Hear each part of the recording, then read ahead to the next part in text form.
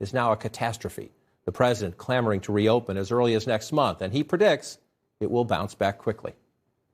I think the economy is going to do very well. Now, that's just my feeling. It's a strong feeling. I've had good, proper feelings about a lot of things over the years, and I think we're going to do well. You can never do anything about the people that lost their loved ones and lost their friends, and I mean the great friendships. And I'm not sure a lot of people will ever be the same, but I think our country, from an economic standpoint, will end up being stronger than ever.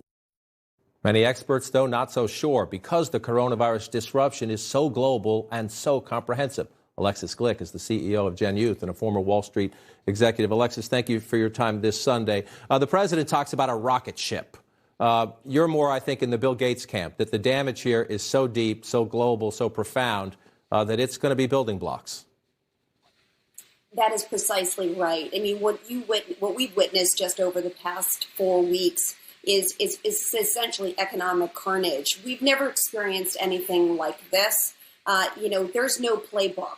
And so what we're seeing the economy do right now is essentially seize up. When you mentioned those jobless claims, over 15 million jobless claims in the last 3 weeks. There are some predictions. The St. Louis Fed is predicting as many as 40 million people may lose their jobs. So we're in completely uncharted territory. And for us to think that we can open up as usual come May 1, even in a staggered approach, is far too early in the spectrum. This is a case where politicians, where business leaders, all of us are going to look to the direction of the health professionals. We need to choose life over the economy. And right now, moving too quickly could leave us in a much more dire situation. Many folks, John, talked when this started about a V-shaped recovery. Right now, if we're not careful how we reopen this economy, we could find ourselves in an L-shaped recovery, one that takes us a decade to get out of this. That's tough to hear. The question is, in the meantime, the government is trying to come in with a lifeline. There's a stimulus program that gives money to people. The IRS says a lot of people yesterday will wake up this morning to a direct deposit in their account, but so many other people do not have direct deposit information on file with the IRS. It could be weeks or longer for them. Plus, you see this spike in people trying to get unemployment benefits from their state, saying they can't get through on the online platform or it crashes on them. They can't get through when they call. They can't get through when they show up. Even Lindsey Graham, someone who doesn't criticize the Trump administration that often, yesterday said maybe the Labor Department should bring in some former governors, people with expertise in state unemployment claims to help them out. The system, the government system, is not equipped to handle this, right? You are spot on. This is completely unprecedented, and you're spot on about the realities that we're facing every single day. Yes, the $2 trillion CARES Act is a smart move, a judicious move, but the dollars are not getting to folks in their homes as quickly as we need them to. Over the weekend, we're already talking about adding another $250 billion to support small businesses across this country because the money is running out.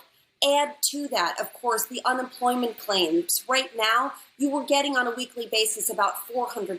Now the average American up to $1,000, which should protect them through the end of the year. But as you know, with the rate those claims are coming in, we're not going to have enough funds. So right now, John, there's three things I am focused on. Number one, what is the next bill? The Treasury Secretary is working 24/7. We need to put funds back into the states. Our states are on a fiscal shelf. They're on a cliff right now.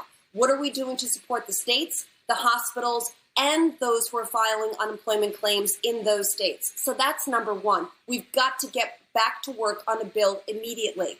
Number two, we're going to see some type of Darwinian, intervention in this world. It's hard to predict, but right now, small businesses, 30 plus million of them, most of them only have enough cash flow on hand for a month, let alone what we're experiencing now up to 3 months. We need to get small businesses more help. And oh, by the way, corporate America.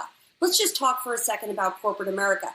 Yes, they have lines of credit. Yes, they have revolvers, cash that they've been bringing down to support their businesses as they have to furlough folks. But the longer we wait, the greater impact it'll have on the corporate strain on the financial markets. So right now, we need to shore them up and start to put a plan in place to look at all key levers of the economy so that we do this in a smart, judicious way. Alexis Glick, appreciate your insights. You lay that out. This is a months and months and months and months long challenge from there, and a lot of money. Appreciate your insights. We'll continue to discuss as we play out. I want to bring back Dr. Ashish Jha.